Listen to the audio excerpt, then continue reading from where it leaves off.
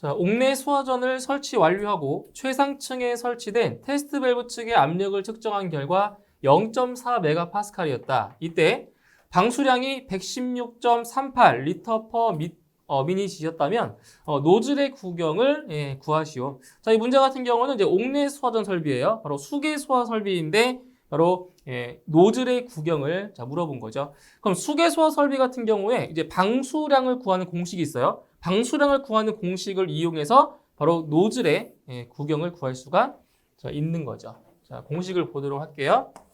자, Q는 0.653 곱하기 D제곱 루트 10P가 되는 거죠.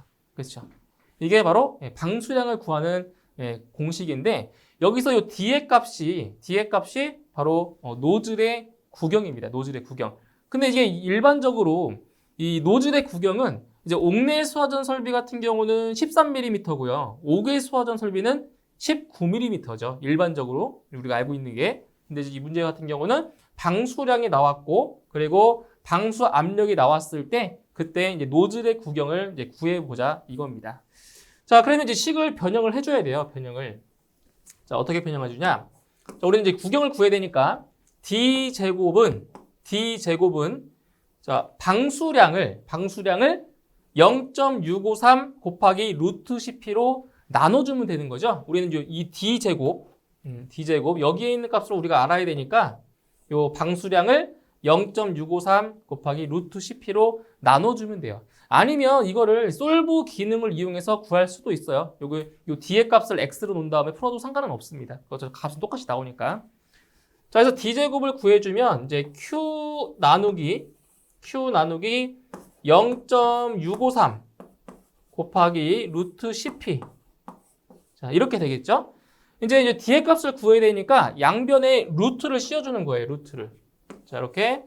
자, 루트를 씌워주시게 되면 이제 여기 이제 루트와 제곱이 사라지겠죠? 그렇죠? 루트와 이 제곱이 사라집니다. 그럼 D만 남는 거예요. 자, 그래서 이제 주어진 이 공식에 대입만 하시면 되겠죠? 대입만. 자, 보세요. 자, 0.653 곱하기 루트 10 곱하기 P는 방수 압력입니다. 자, 방수 압력이 얼마라고 했어요? 압력이 0.4MPa. 그리고 여기는 4를 대입하시면 돼요. 그러니까 여기 P의 단위가 메가파스칼이기 때문에 이 값을 그대로 넣으시면 되죠. 단위가 똑같으니까. 자, 그 다음에 이제 방수량 같은 경우는 이게 단위가 LPM, 리터 퍼 미닛이에요. 그래서 여기도 그냥 116.38 대입을 하시면 됩니다. 단위가 똑같으니까. 자, 이렇게 놓고 계산을 하시게 되면 자, 이 값이 이제 대략적으로 9.44 정도가 나옵니다. 9.44고요. 여기서 이 구경의 단위가 밀리미터 단위이기 때문에 이것도 똑같이 밀리미터가 되는 거죠. 그래서 노즐의 구경은 9.44mm가 되겠습니다. 자, 옥내 수화전 설비의 수원은 산출된 유효 수량의 3분의 1 이상을 옥상에 설치하여야 한다. 그때 설치 예외 사항을 5가지만 쓰시오. 자, 보시면 이제 옥내 수화전 설비 같은 경우는 옥상 수조에 유효 수량의 3분의 1 이상을 확보를 해야 됩니다. 자, 그런데 여기서 설치를 하지 않아도 되는 장소가 있어요. 그 중에 5가지를 작성하는 문제가 되겠습니다. 자, 화면 보시면 먼저 지하층만 있는 건축물이죠. 그러니까 지하층밖에 없기 때문에 당연히 옥상이 없겠네요. 그렇기 때문에 옥상 수조를 설치할 수가 없는 겁니다. 그래서 지하층만 있는 건축물 해당이 되고요. 그 다음 2번 고가수조를 가압송수장치로 설치한 경우 고가수조. 그러니까 고가수조를 가압송수장치로 사용하기 때문에 이제 옥상 수조까지 있을 필요가 없는 거죠. 그래서 고가수조를 가압송수장치로 설치한 경우. 그 다음 3번째 수원이 건축물의 최상층에 설치된 방수구보다 높은 위치에 설치된 경우. 그러니까 수원이 지금 보시면 최상층에 설치된 방수구보다 높은 위치에. 그럼 이거는 자연 낙차에 의해서 어떻게 물을 공급할 수가 있는 거예요. 그래서 옥상 수조에 수원이 없어도 되는 케이스가 되는 거죠. 그 다음 4번째, 건축물의 높이가 지표면으로부터 10m 이하인 경우입니다. 건축물의 높이가 10m 이하가 되는 경우. 그리고 5번째, 주 펌프와 동등 이상의 성능이 있는 별도의 펌프로서 내연기관의 기동과 연동하여 작동되거나 비상 전원을 연결하여 설치한 경우. 자, 이런 경우도 마찬가지 옥상 수조의 수원을 확보하지 않아도 되는 경우입니다.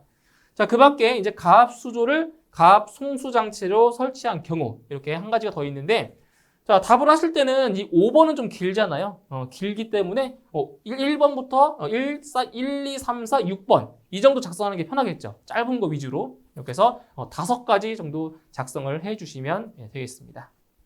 자, 경유를 저장하는 탱크의 내부 직경이 60m인 플로팅 루프 탱크에 포소화 설비의 특형 방출구를 설치하여 방호하려고 할 때 다음 각 물음에 답하시오.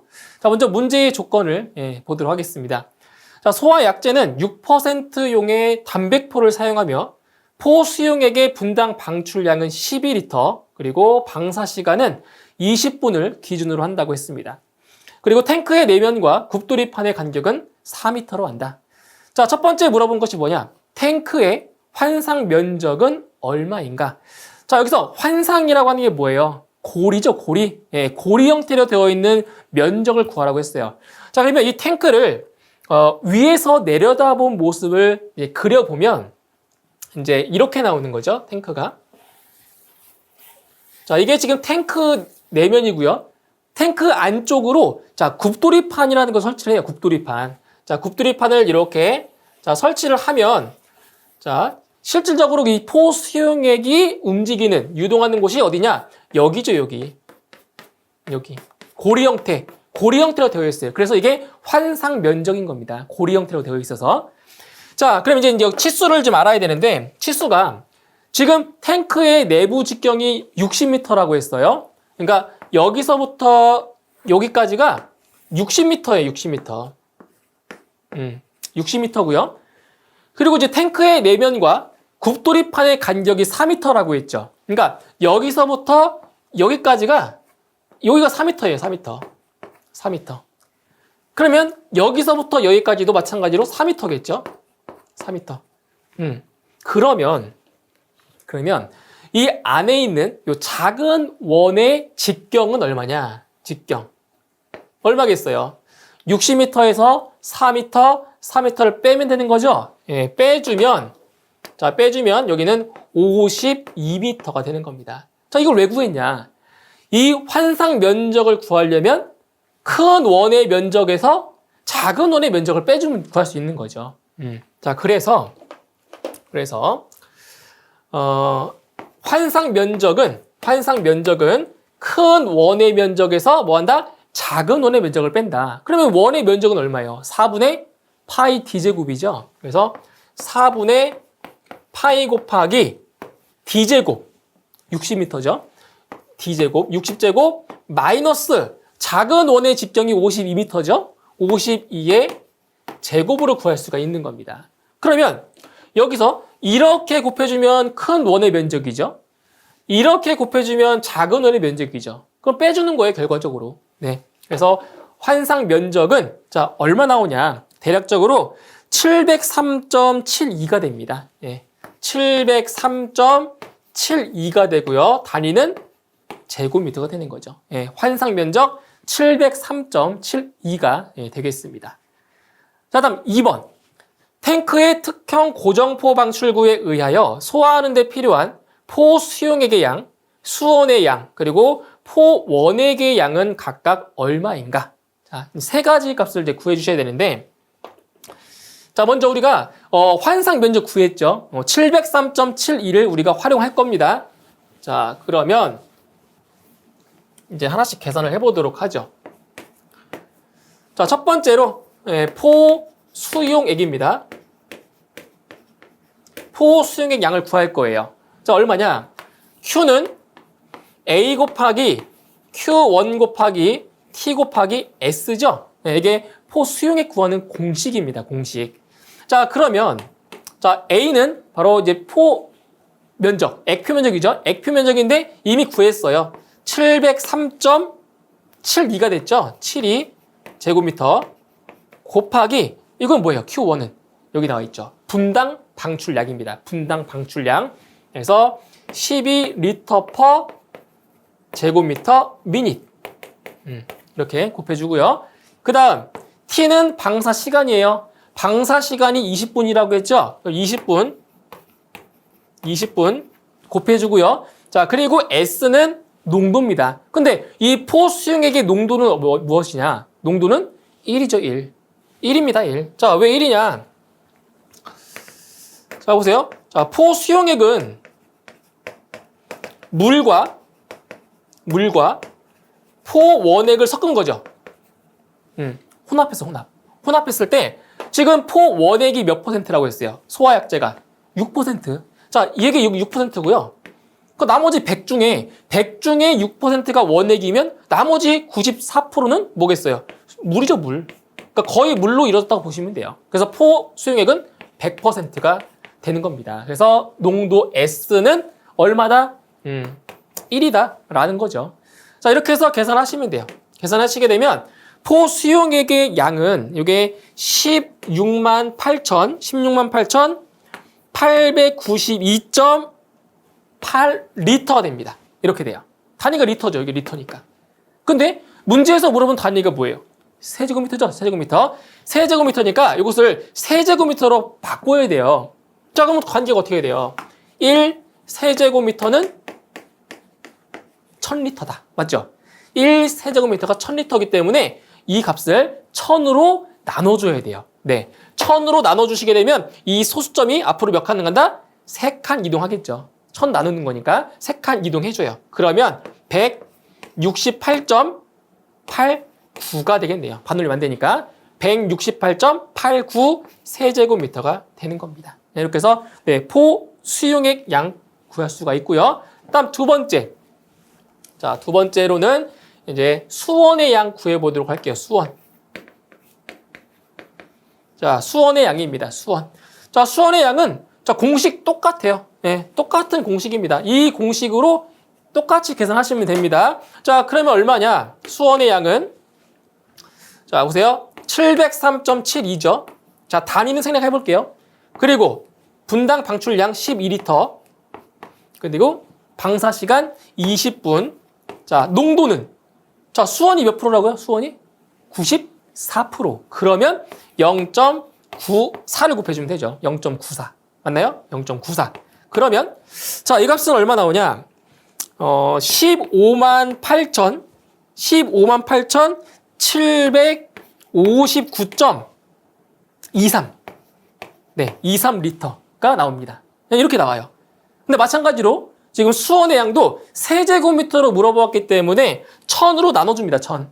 네, 1000으로 나눠주면 얼마 나오냐? 소수점 앞으로 3칸 가면 됩니다.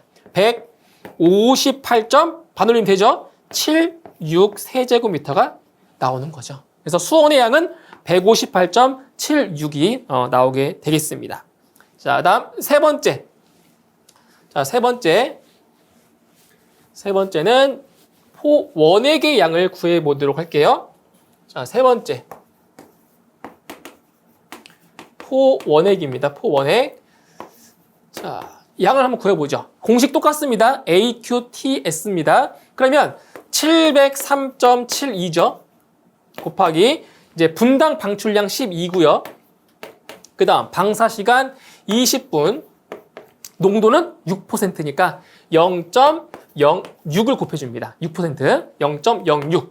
그러면 자, 이 값이 얼마 나오냐? 대략 1133.57입니다. 57리터. 자, 단위 뭐라고요? 단위가 세제곱미터라고, 세제곱미터. 그러면 소수점 앞으로 몇 칸? 3칸 이동하면 되겠죠. 그럼 얼마나? 10.13 세제곱미터가 나오게 되겠습니다. 자, 이렇게 해서 네, 포원액의 양까지 구할 수가 있겠죠. 그래서 탱크의 환상 면적을 먼저 구하고요. 그 값을 이용해서 바로 포수용액, 수원, 그리고 포원액의 양까지 구해주시면 되겠습니다. 자, 다음은 스프링클러 설비에 관련된 그림이다. 해당 그림을 보고 알맞은 답을 적으시오. 자, 1번 문항 보시면 자, 해당 그림은 어떠한 방식의 배관인가? 자, 이게 보시면 지금 스프링클러 헤드를 지금 배치를 한 건데 자, 이게 그 배관 방식이 어떤 방식이냐를 물어봤습니다. 자, 그런데 지금 이 스프링클러 설비 같은 경우는 이제 수계 소화 설비이기 때문에 토너먼트 배관 방식을 쓸 수가 없어요. 그러니까 토너먼트 배관 방식은 이제 그 가스계 소화 설비에 쓰고 있는 거고, 여기서 이제 수계 소화 설비 같은 경우는 이게 지금 그림에 보이시는 게 바로 격자형 배관 또는 그리드 배관이라고 합니다. 그래서 격자형 배관이라고 답을 하셔도 되고요. 또는 영어로 했을 때 그리드 배관이라고 해주는 거죠. 자, 그런데 이제 이 그리드 배관과 그 비교가 되는 배관이 있죠. 그러니까 여기서 요 가운데에 연결되어 있는 이 선을 이렇게 제거를 하면, 제거를 하게 되면 이건 어떤 배관이 되는 거죠? 이거는 루프 배관이 루프. 그죠? 루프 배관입니다. 그래서 이 관들을 다 연결해 준 게 그리드 배관인 거고요. 요 중간에 이 연결된 부분이 없으면 그거를 루프 배관이라고 하는 거죠.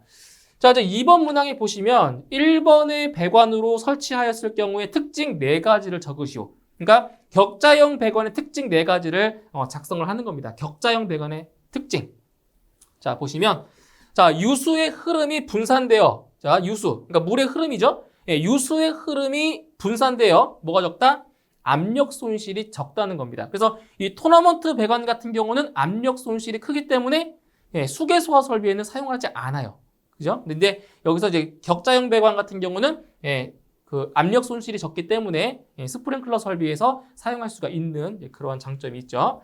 그 다음 설비의 증설 또는 변경이 용이하다라는 이러한 장점이 있고요. 그리고 헤드별로 고른 압력 분포를 가진다. 그리고 한쪽 가지 배관의 헤드수에 제한이 없다. 그래서 이게 일반적인 경우는 한쪽 가지 배관의 헤드의 수가 8개죠. 8개인데 이런 식으로 그리드 배관을 하게 되면 가지 배관의 설치 개수가 제한이 없다라는 그러한 장점을 가지고 있는 거죠. 이렇게 해서 격자형 배관의 특징 4가지 작성을 해주시면 되겠습니다. 자, 물 소화 설비를 설치할 경우 가압 송수 장치용 펌프가 물탱크, 즉 수원보다 상부에 있어 물올림 탱크를 설치하고자 한다. 다음 각 물음에 답하시오. 자, 1번 문항 보시게 되면 펌프 흡입측 배관 끝에 설치되는 밸브의 명칭을 쓰시오. 자, 이런 겁니다. 자, 그림을 한번 그려볼게요. 자, 여기에 자, 지금 소화 펌프가 있고요. 소화 펌프의 흡입측, 이쪽이 흡입측, 이쪽이 자, 토출축. 자, 여기가 토출축이고요. 자, 여기가 흡입측입니다. 흡입측. 자, 이제 문제에서 뭐라고 했어요? 펌프 흡입측 배관 끝에 설치하는 밸브의 명칭을 쓰라고 했죠? 그러니까 여기죠. 흡입측 끝부분에 자, 이런 식으로 이제 밸브를 설치를 해요. 여기는 이제 저수조가 이렇게 있는 거죠. 저수조가. 네, 이런 식으로. 그래서 이 흡입측 배관 끝에 설치되는 밸브, 이 밸브를 무엇이라고 하죠? 이 밸브를 바로 풋밸브라고 하죠. 풋밸브. 자, 우리가 기존에 알고 있던 이 밸브의 명칭이 무엇이었냐면 이거 있죠, 이거 후드 밸브. 후드 밸브 많이 들어보셨죠? 이 후드 밸브는 이 풋 밸브가 영어로 하면 이렇게 돼요, 이렇게 풋 그리고 밸브. 자, 이렇게 되는데 이 풋 밸브를 일본식 발음으로 하면 그게 후드 밸브예요. 근데 아직까지는 이제 시험 문제에 풋 밸브보다는 이제 후드 밸브라고 용어가 많이 나오긴 하는데. 이제 정답을 하실 때는 이제 후드 밸브라기보다는 이렇게 풋 밸브라고 쓰시는 게 더 정확한 표현이기 때문에 1번에 해당하는 정답은 후드 밸브가 아니고 이렇게 풋 밸브라고 정답을 하시는 게 더 정확하겠습니다. 자, 다음 2번. 해당 밸브를 설치하는 이유에 대해 설명하시오. 단 펌프 기동과 관련된 사항을 위주로 설명한다. 자, 이게 풋 밸브죠? 풋 밸브를 설치하는 이유입니다. 자, 이유는 바로 펌프 흡입측 배관의 만수 상태, 그러니까 물이 가득 차 있는 상태를 말하는 거죠. 만수 상태를 유지하여 무엇을 방지한다? 그죠? 공동현상, 즉 캐비테이션을 방지하기 위해서 이렇게 풋밸브를 흡입측 배관 끝부분에 설치를 하는 겁니다. 이런 식으로 설치 목적 간단하게 기술하시면 되겠습니다. 자, 다음 그림과 같은 벤츄리관에 유량이 분당 5.6 세제곱미터로 물이 흐르고 있다. 내경이 36cm인 본관에 내경이 13cm인 벤츄리미터가 설치되어 있을 때 압력차를 구하시오. 단 벤츄리관 송출계수는 0.86으로 가정한다라고 했습니다. 자, 해당 문제 같은 경우는 여기 있는 P1과 P2 위치에서의 압력차, 압력차를 구하는 문제가 되겠습니다. 자, 그럼 이 문제 같은 경우에는 어떤 공식을 활용하냐? 바로 베르노이의 방정식을 이용해서 문제를 풀어주시면 되겠습니다. 자, 베르노이의 방정식이에요. 자, 그럼 베르노이의 방정식은 자, 여기를 1번 지점, 여기를 2번 지점이라고 하면 자, 식이 이렇게 만들어진다는 거예요. 자, 보세요. 감마분의 P1 플러스 2G분의 V1의 제곱 플러스 G1은 자, 감마분의 P2 더하기 2G분의 자, V2의 제곱 플러스 G2. 자, 이게 베르노이 방정식이죠? 자, 근데 여기서 이 1번 지점과 2번 지점은 지금 이게 수평 배관이에요, 수평. 그죠? 수평 배관이기 때문에 G1과 G2의 값은 동일한 겁니다. 그래서 양쪽에 G1과 G2는 지울 거예요. 왜냐면 수평 배관이기 때문에 이제 이 남아있는 이 식을 가지고 계산할 겁니다. 자, 근데 문제에서 구하는 게 식 보시면 P1-P2죠. 그죠? P1-P2. P1은 여기에 있고요. P2가 여기에 있어요. 그러면 자, 감마분의 P2를 좌변으로 넘겨주면 되고요. 2G분의 V1의 제곱을 우변으로 넘겨주면 될 것 같아요. 그쵸? 그러면 식이 어떻게 만들어지냐? 자, 감마분의 자, 이게 2양 한 거예요, 2양. 그럼 P1-P2가 되고요. P2가 되고요. 자, 2G분의 V1의 제곱을 우변으로 넘겨주면 2G분의 자, V2의 제곱 마이너스 V1의 제곱이 됩니다. 이렇게. 자, 근데 우리가 구하려고 하는 게 뭐예요? 구하려고 하는 게 P1 마이너스 P2. 이걸 구하는 거죠. 그러면 여기에 나와 있는 물의 비중량이 필요가 없어요. 필요가 없기 때문에 이 감마는 어디로 가요? 여기에다가 곱해지는 거죠. 그럼 얘는 없어지는 거예요. 맞나요? 우리가 구하고자 하는 P1 마이너스 P2를 구할 수가 있는 겁니다. 자, 이제 그러면 여기 이쪽에 우변에 보시면 자, V2는 이제 여기 있죠. 여기 벤츄리미터에서의 유속. 이제 V1은 이제 여기 관에서의 유속이란 말이에요. 그리고 이제 G는 중력 가속도 9.8. 우리가 알고 있는 9.8. 자, 요 감마는 물의 비중량 9.8. 그러면 이 두 개의 값은 같아요. 그래서 감마와 요 G의 값은 약분이 돼요. 계산상 약분이 되고 이제 무슨 값을 알아야 되냐면 이거죠. V2와 V1의 값을 알아야 이 문제를 풀 수가 있는 거예요. 자, 그럼 어떻게 구하냐? 자, 이쪽에 보세요. 자, 우리 왜 최적 유량 구하는 공식이 있죠? Q는 A 곱하기 V. Q는 AV. 그죠? Q는 AV. 자, 근데 지금 문제에 무슨 값이 나왔냐? 유량계수라고 해서 0.86이라는 값이 나왔죠? 자, 유량계수가 안 나왔다 문제. 안 나왔으면 이 공식으로 풀면 돼요. 이 공식으로. 하지만 여기 유량계수의 값이 나왔기 때문에 자, 이걸 쓰시는 게 아니라 Q는 C 곱하기 AV 이 공식 쓰는 거예요.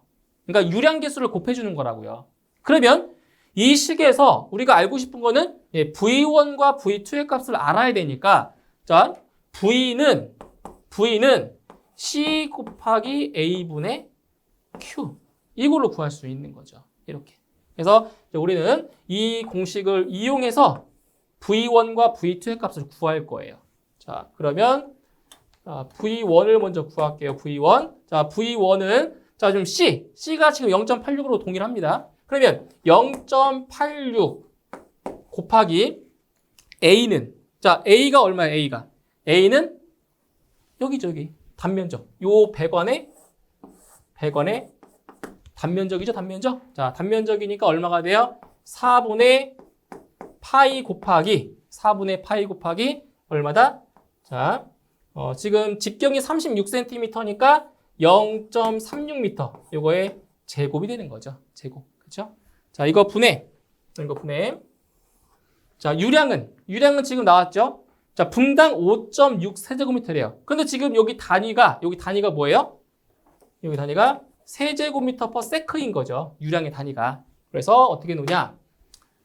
자, 5.6 세제곱미터에다가 분이 아니라 초로 바꾸셔야 돼요. 60초로 나눠줘야 되는 거예요. 단위가 세크니까. 세크.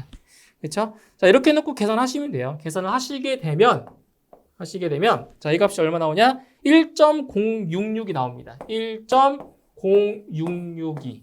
미터 퍼 세크. 자, 이거 저는 이제 계산할 때 지금 소수점 아래 넷째 자리까지 했지만 뭐 계산하시는 사람마다 다를 수 있어요. 소수점 아래 셋째 자리까지 할 수도 있고요. 둘째 자리까지 할 수 있어요. 그거는 이제 하시면 이제 값이 좀 다르게 나오겠죠. 저는 소수점 아래 넷째 자리까지 한번 놓고 계산을 해볼게요. 그럼 이제 결과값이 조금 달라지게 나올 거예요. 그래서 V1의 값은 1.0662 미터 퍼 세크가 나왔고요. 자, 이제 V2의 값 볼게요. V2. 자, V2는 자, 식은 똑같은데 어디가 달라지겠어요? 바로 배관의 내경만 달라지는 거죠. 내경만. 그렇죠? 자, 그럼 보시면 5.6 세제곱미터 퍼 60초. 자, 이게 유량이고 유량. 그리고 0.86 유량 계수 곱하기 자, 여기는 얼마다? 4분의 파이 곱하기 지금 벤출이 관의 직경이 13cm니까 0.13의 제곱으로 나눠주는 겁니다. 그러면 V2의 값은 대략 8.1764. 8.1764 미터 퍼 세크가 자, 나오게 되는 거죠. 그래서 여기 나와 있는 V1. 자, V1과 V2의 값을 이렇게 먼저 구하신 다음에 그런 다음에 이제 여기다 대입을 하시는 거예요. 여기다 이제 대입해서 푸는 거죠. 자, 보세요.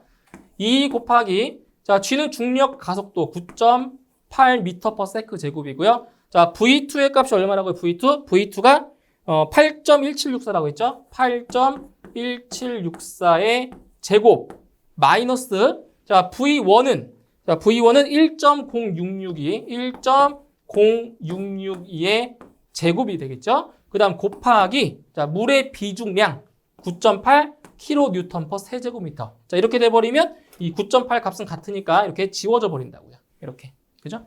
그래서 계산을 해 주시게 되면 자, P1과 P2의 압력차. 자, 압력차는 32.86이 나옵니다. 32.86이 나와요. 자, 단위는 뭐냐?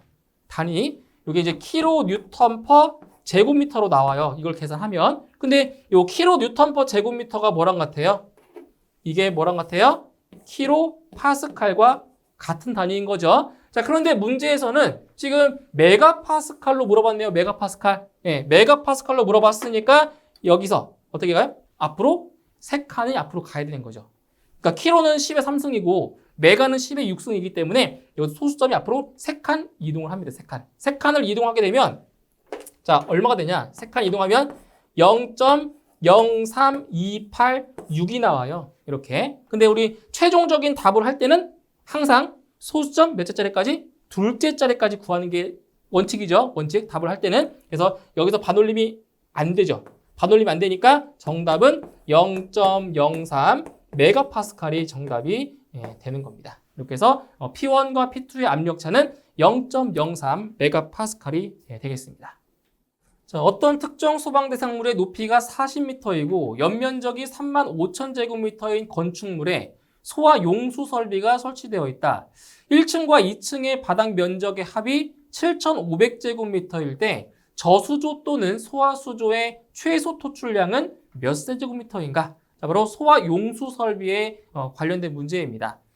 자, 일단 여기서 이제 어떤 개념을 알고 계셔야 되냐면 자, 이거예요. 지상 1층과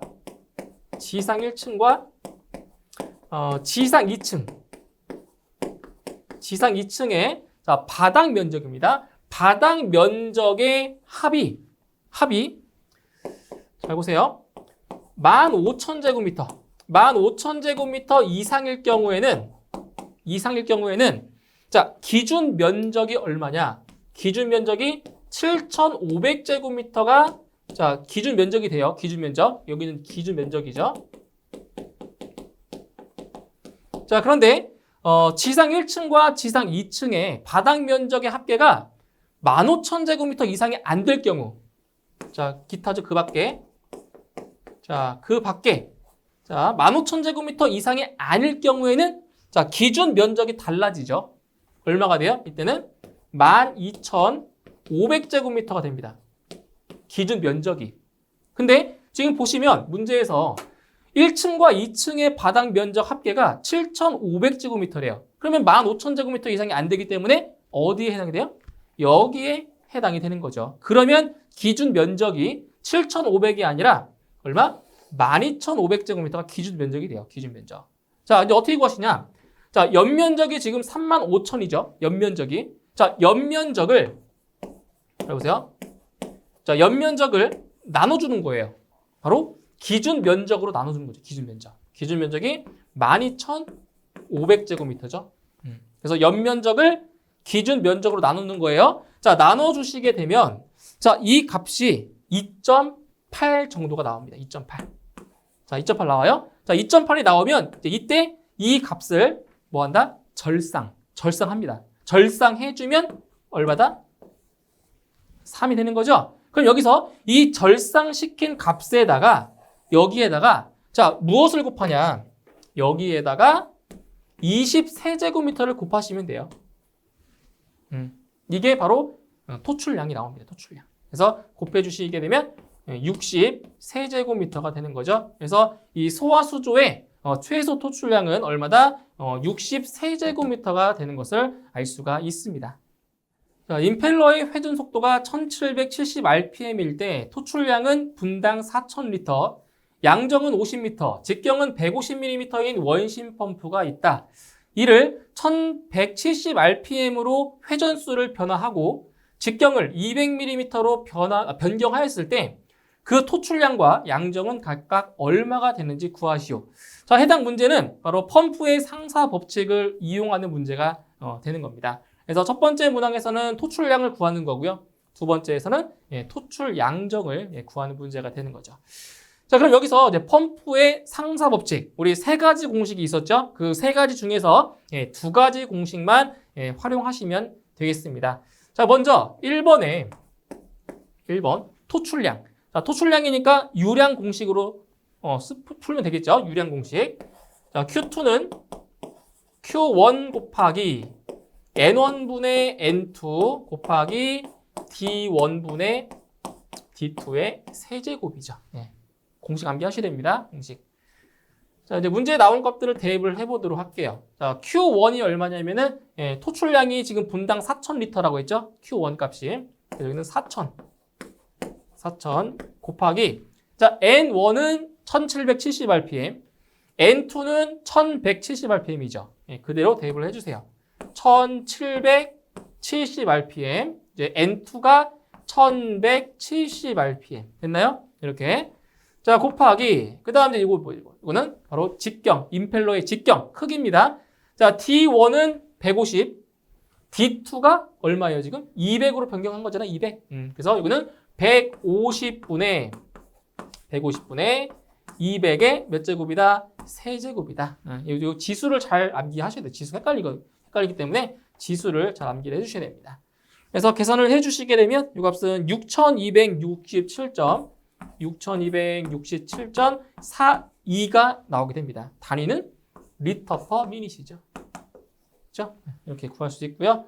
자, 그 다음 2번. 자, 2번 문항에서는 토출 양정을 물어봤죠? 그럼 양정 공식을 쓰시면 돼요. H2는 H1 곱하기 N1분의 N2의 제곱이죠. 그리고 자, D1분의 D2. 이것도 제곱입니다. 제곱이에요. 제곱. 자, 그래서 대입을 시켜볼게요. 자, 지금 양정이 H1이 50m라고 했어요. 50m. 자, 그럼 50 곱하기. 자, N1, N2는 똑같죠. 그죠? 1770분의 1170. 이거의 제곱이고요. 그 다음 직경도 똑같죠. 150분의 200. 똑같아요. 조건은. 그래서 150분의 200. 이거의 제곱인 거죠. 자, 이렇게 해서 계산을 해주시게 되면 토출 양정은 대략 38.84 38.84m가 나오게 됩니다. 이렇게 해서 펌프의 상사 법칙을 활용해서 이렇게 지금 문제에 나와 있는 토출량과 토출 양정을 구해주시면 되겠습니다. 자, 물 분무 소화 설비의 화재 안전 성능 기준 및 기술 기준상 물 분무 헤드를 설치하지 아니할 수 있는 장소에 관한 내용입니다. 다음 괄호 안에 알맞은 답을 적으시오. 자, 이 해당 문제는 이제 물 분무 소화 설비에서 물 분무 헤드를 설치 제외할 수 있는 장소에 대한 내용으로 빈칸에 알맞은 말을 채워주는 문제가 되겠습니다.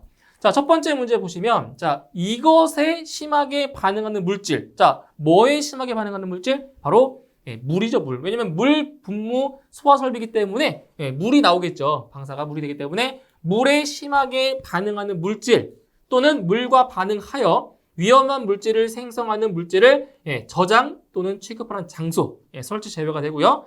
자, 두 번째, 고온의 물질 및 자, 이것이 넓어. 뭐가 넓어서? 바로 증류 범위죠. 증류 범위가 넓어 끓어 넘치는 위험이 있는 물질을 저장 또는 취급하는 장소. 여기도 물 분무 헤드 설치 제외 장소고요. 다음 세 번째, 운전 시에 표면의 온도가 자, 몇 도씨 이상으로? 자, 표면의 온도가 260도 이상으로 되는 등 직접 분무를 하는 경우 그 부분에 손상을 입힐 우려가 있는 기계 장치 등이 있는 장소. 이렇게 해서 물 분무 헤드 설치 제외 장소 요 세 가지 경우에 대해서 빈칸에 내용 채워주시면 되겠습니다. 자, 가로 32m, 세로 32m의 주차장에 수성막포를 사용하는 포헤드를 설치하려고 한다. 다음 각 물음에 답하시오. 자, 1번 문항 보시면 해당 시설의 바닥 면적당 자, 방사량은 얼마인가? 자, 지금 문제에서 어떤 조건이 나와 있었냐면 자, 일단 주차장이죠, 주차장. 네, 주차장에 자, 어떤 소화 약재를 설치했냐면은 수성막포를 사용한대요. 자, 주차장이면서 수성막포를 사용한다. 자, 얼마예요? 이거는 3.7리터인 거죠. 남기를 하셔야 돼요. 그래서 바닥 면적당 방사량은 3.7리터 퍼 제곱미터 미닛. 이렇게 정답을 하시면 되겠네요. 근데 이제 문제에서 이렇게 단위가 주어졌잖아요. 이렇게. 단위가 주어진 경우에는 이렇게 숫자만 작성하셔도 무방합니다. 아시겠죠? 단위를 쓰셔도 되고 아니면 단위를 안 쓰셔도 상관은 없습니다. 자, 다음 2번. 헤드를 정방형으로 배치했을 경우 유효 반경은 몇 미터인가? 자, 이건 뭐냐면 이제 그 스프링클러 설비 같은 경우는 이제 방호 대상물별로 그 수평거리 기준이 다르잖아요. 그런데 이 포소화 설비 같은 경우는 유효 반경이 일정합니다. 똑같아요. 얼마냐면 2.1m로 똑같죠. 2.1m. 그래서 뭐 정방형으로 배치했을 경우 유효 반경은 몇 미터? 2.1m. 이것도 암기를 하시면 되는 부분이고요. 다음 3번. 자, 2번을 기준으로 헤드를 설치하는 경우 포헤드의 개수는 자, 2번 기준. 그러니까 유효 반경을 이용해서 이제 포헤드의 개수를 구하라는 거죠. 자, 그러면 포헤드의 개수를 구하려면 바로 그 헤드와 헤드 간의 간격을 먼저 구하셔야 됩니다. 자, 그래서 자, 헤드 사이의 간격이에요. S는 2R 곱하기 코사인 몇 도? 45도인 거죠. 이거는 정방형. 그러니까 정사각형 배치일 때 이 공식을 쓰는 거죠. 정사각형 배치, 정방형. 자, 근데 여기서 지금 유효 반경이 얼마라고 배웠어요? 2.1m라고 했죠. 그러면 2 곱하기 2.1m, 여기 R 값이 유효 반경이에요. 2.1 곱하기 코사인 45도가 되는 겁니다. 그러면 이 값이 얼마 나오냐? 2.97m 정도가 나와요. 그러니까 헤드와 헤드 사이의 간격이 2.97m라는 거죠. 자, 그런데 지금 이 방호 대상물 같은 경우는 가로, 세로가 전부 다 32m라고 나와 있어요. 그러면 가로변에 들어가는 헤드의 개수와 세로변에 들어가는 헤드의 개수가 어떻겠어요? 같겠죠. 그렇죠? 왜? 가로, 세로 길이가 똑같으니까. 자, 그러면 어떻게 구하냐? 자, 가로, 세로의 길이가 32m이기 때문에 32m를 여기 S값, 헤드와 헤드 사이의 간격으로 나눠주시면 돼요. 2.97m로 나눠주는 거죠. 네, 그러면 자, 이 값은 10.8 정도가 나오고요. 절상하면 11개입니다. 자, 가로로 11개, 그리고 세로로 11개 따라서 자, 헤드의 개수는 가로로 11개, 세로로 11개니까 121개가 들어갑니다. 이렇게. 그죠? 그러니까 유효 반경을 이용해서 구했을 때 포헤드의 개수는 몇 개 나왔다? 121개가 나온 겁니다. 자, 4번. 포헤드의 개수를 산출할 때 바닥 면적의 기준은 자, 지금 이게 어떤 헤드라고요? 포헤드죠, 포헤드. 자, 포 워터 스프링클러 헤드 같은 경우는 바닥 면적 8제곱미터마다 1개 이상이고요. 자, 이렇게 포 헤드 같은 경우는 바닥 면적 얼마죠? 바닥 면적 9제곱미터마다 1개 이상을 설치하는 거죠. 바닥 면적 기준으로 했을 때.